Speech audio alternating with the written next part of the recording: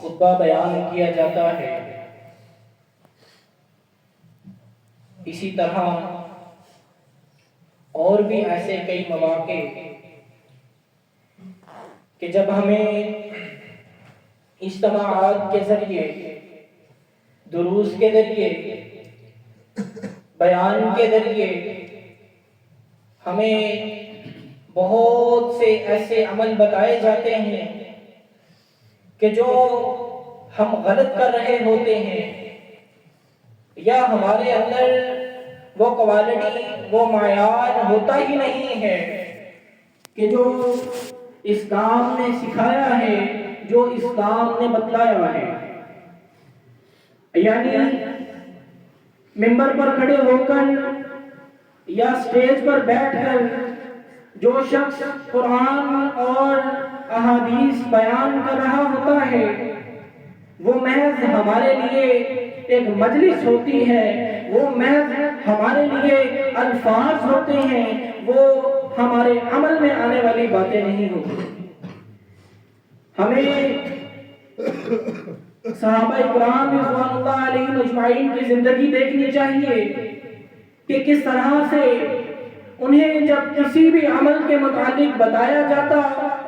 تو ان کا اس عمل کو اپنانا، اس کام کو اپنانا، اس کام کو کر گزرنا، وہ کیسا اس کا اس پر رد عمل ہوتا۔ ہمیں اس زندگی کا مطالعہ کرنا چاہیے، اس کو پڑھنا چاہیے، سننا چاہیے کہ کس طرح سے صحابہ اکرام رضوان اللہ علیہم اجمعین نے عملی نمونہ پیش کیا۔ ہمارے سامنے کئی مرتبہ بتایا جاتا ہے کہ اللہ رب العالمین کے راستے میں خرچ کرنا،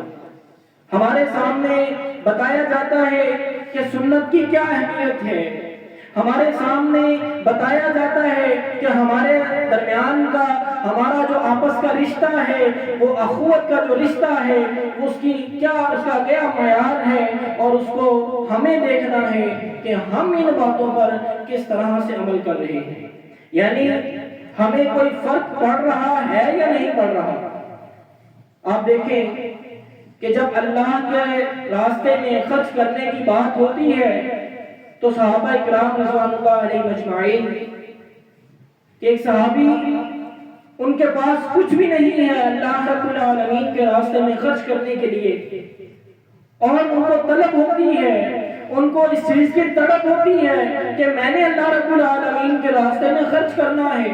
میں جتنا بھی کر سکوں میں نے اللہ رب العالمین کے راستے میں خرچ کرنا ہے۔ صحیح بخاری کی حدیث کہ وہ صحابی پوری رات ایک یہودی کے ہاں مزدوری کرتے ہیں، وہ باغ کو پانی دیتے ہیں، ساری رات ان کی اس چیز میں گزر جاتی ہے، اور پھر اگلے دن انہیں 2 ساق کھجور ملتی ہیں۔ اس میں سے وہ 1 ساق کھجور اللہ رب العالمین کے راستے میں دے دیتے ہیں، اور 1 ساق کھجور وہ اپنے لیے، اپنے بچوں کے لیے، گھر والوں کے لیے رکھ لیتے ہیں۔ انہوں نے مزدوری کی تو اللہ رب العالمین کے راستے میں خرچ کرنے کے لیے کی۔ اسی طرح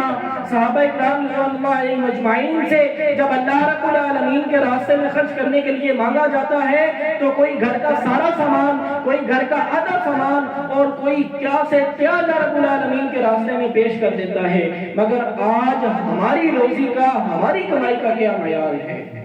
ہمارا کمانے کا کیا مقصد ہے؟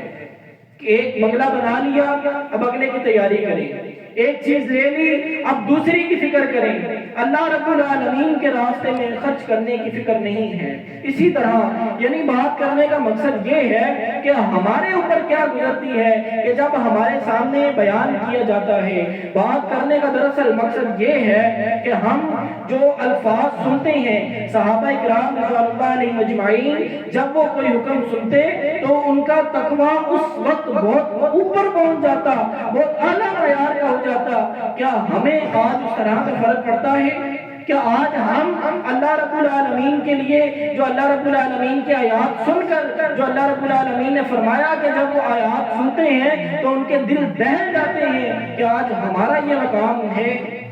سنت کے موضوع پر ہم خطبے سنتے ہیں۔ آج آپ دیکھیں کہ ہمارے جوان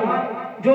خوبصورتی کے لیے اللہ کے رسول صلی اللہ علیہ وسلم کا طریقہ کار، ان کی سنتوں کو پیچھے چھوڑتے جا رہے ہیں. یعنی ان کے سامنے ایک ڈیڑھ گھنٹے کی تقریر بیان کی جاتی ہے کہ جس میں ان کو بتایا جاتا ہے کہ سنت کی کیا اہمیت ہے، سنت کا کیا ہمارے نزدیک ایک کیا عمل ہونا چاہیے ہمارا، اس پر انہیں بتایا جاتا ہے. مگر اس کے باوجود انہیں اپنے چہرے کی خوبصورتی کے لیے اللہ کے رسول صلی اللہ علیہ وسلم کی سنت کو پیچھے چھوڑنا لازمی نظر آتا ہے. بتایا جاتا ہے کہ سنت کیا چیز ہے، اس کی کیا اہمیت ہے، کہ اللہ کے رسول صلی اللہ علیہ وسلم کی نافرمانی، ان کی سنت کو ترک کرنا، ان کی نافرمانی کرنا، اللہ رب العالمین کی نافرمانی کرنا ہے. بتایا جاتا ہے کہ اللہ حضرت ابو ہے کہ اگر میں ایک سنت سے منہ موڑوں، ایک سنت کو چھوڑوں تو میں یہ سمجھتا ہوں کہ میں گمراہ ہو جاؤں. آج ہم لوگ کس مقام پر کھڑے ہیں؟ آج ہم دیکھیں ہماری اولادیں،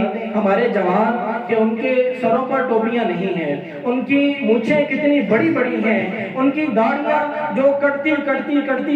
شیو تک پہنچ جاتی ہیں، کلین شیو فکر نہیں ہوتی. کیا آپ کو اللہ کے رسول صلی اللہ علیہ وسلم کے چہرے میں کوئی نقص نظر آتا ہے، ان کے چہرے میں کوئی کمی نظر آتی ہے کہ جو آپ لوگ اپنے چہرے کی خوبصورتی کے لیے یہ بڑی بڑی مونچھیں رکھنا اور اس کو پھر گھما کے رکھنا اور یہ داڑھیوں کو کٹوانا اور یہ شیو کروانا اور یہ سروں پر ٹوپیاں نہ رکھنا، کیا آپ لوگوں کو اللہ کے رسول صلی اللہ علیہ وسلم کے چہرے کی خوبصورتی پر کوئی شک ہے؟